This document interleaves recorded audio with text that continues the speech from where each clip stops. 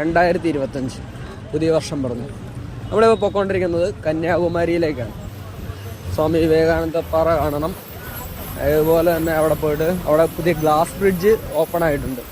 ഇവിടെ തിരുവള്ളുവരുടെ വിവേകാനന്ദ പാറയിൽ നിന്ന് തിരുവള്ളുവരുടെ ഇതിലേക്ക്. അപ്പം അവിടെ പോകണം.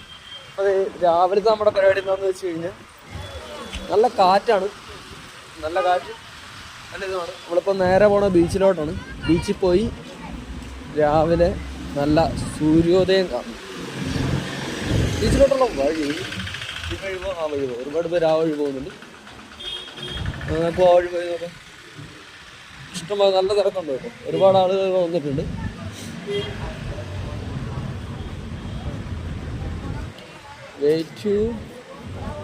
Gandhi memorial hall.